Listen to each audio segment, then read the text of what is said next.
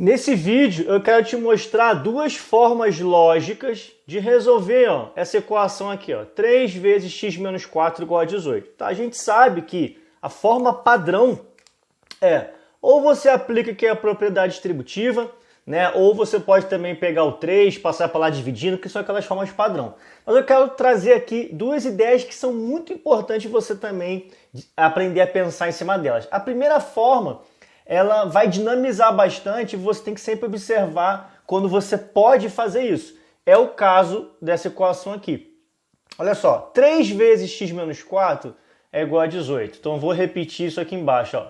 3 vezes x menos 4 igual a 18. Então esse tipo de equação você deve sempre se perguntar o seguinte, olha só. 3 vezes um número, né? Isso que está aqui dentro dos parênteses é um número. Então 3 vezes um número tem que dar 18.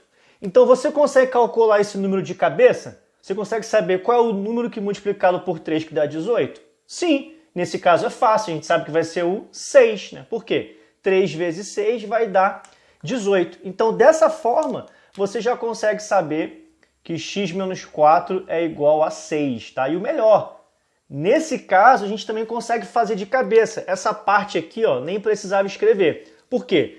Quando você sabe que x menos 4 é 6, aí você pensa, qual é o número que você tira 4 e sobram 6, né? Quantos reais você tinha se eu tirei 4 de você e você ficou com 6?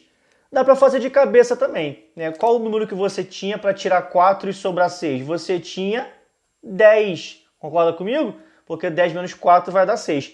Então, dessa forma, você consegue fazer de maneira dinâmica, sem precisar ficar necessariamente aplicando aquela regrinha de passa para cá, passa para lá. Beleza? A segunda forma lógica é uma maneira, digamos, um pouco mais lúdica, que vai servir até para os professores, né, e para as pessoas que querem ensinar, né, de uma maneira mais lógica mesmo, né, para uma criança, por exemplo, que está ali aprendendo pela primeira vez, vamos supor, ali no 7º ano. Então, 3 vezes x menos 4 igual a 18, a gente consegue escrever, traduzir essa equação da seguinte maneira, né? E essa tradução ela é muito importante, por quê? Porque a gente vai precisar sempre fazer o contrário também, né? Quantos problemas em matemática que você tem que transformar numa equação? Então, traduzir essa equação para um problema vai te ajudar a fazer também o contrário, traduzir um problema para uma equação. Então, treinar essa lógica, treinar essa ideia é muito importante. Então aqui, vamos olhar para o x e vamos pensar assim na seguinte pergunta. Na verdade não seria uma pergunta, mas seria tipo assim, como se fosse uma charada. Pensei em um número.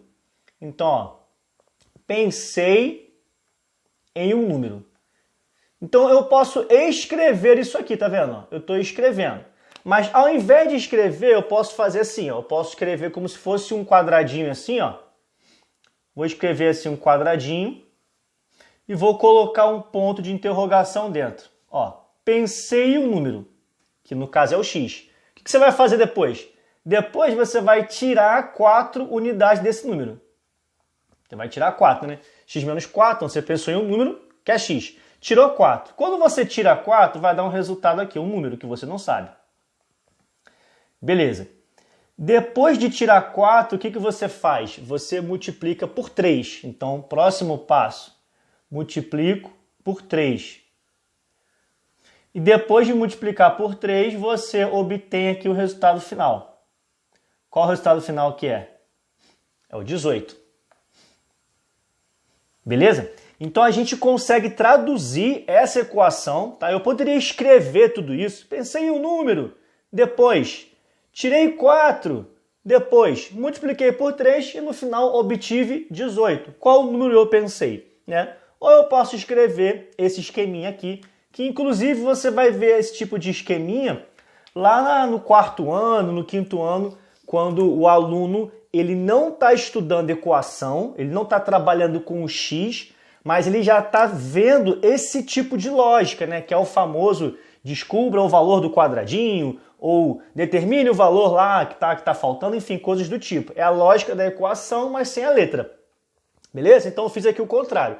Peguei uma equação e transformei nessa ideia aqui. Pensei em um número, tirei 4, obtive um resultado. Depois multipliquei por 3 e obtive 18. Qual o número eu pensei? Para você descobrir o número que você pensou, é só você fazer as operações inversas. Você vai desfazer as operações. Então, por exemplo, antes de chegar no 18, o que você fez? Você não multiplicou por 3? Então, se você quer voltar para o passo anterior, você vai ter que fazer o contrário. Você vai desfazer o que você acabou de fazer. Se você multiplicou por 3, você vai dividir por 3. Ó. 18 dividido por 3 vai dar quanto? Vai dar 6. Legal? Olha lá, já descobri o número que estava aqui no meio. Agora, ó, antes de chegar no 6, o que eu fiz? Eu subtraí 4. Então, eu vou desfazer o que eu fiz aqui. Como é que você desfaz uma subtração de 4? Você devolve esse 4. Como é que você devolve esse 4? Você vai somar. Simplesmente assim, você vai somar o 4. 6 mais 4 vai dar exatamente quem? Opa, quase que a caneta caiu. 6 mais 4 vai dar exatamente 10, né? 10, que é o valor do x que a gente está procurando. E sabe o que é mais legal?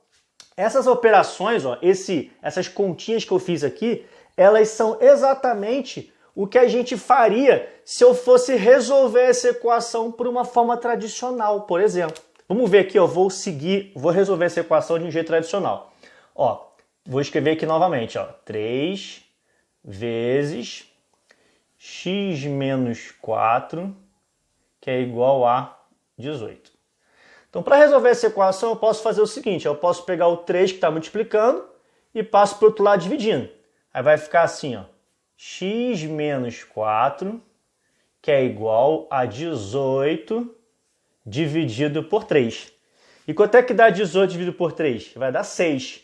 Então, observa, ó, que exatamente o que eu fiz aqui, ó, 18 dividido por 3 vai dar 6. Então, eu vou escrever aqui, ó, x menos 4, que é igual a 18 dividido por 3, que dá 6. Beleza? O 4 aqui está negativo, passa para o outro lado positivo. Vai ficar x igual ao 6 mais o 4, que vai dar 10.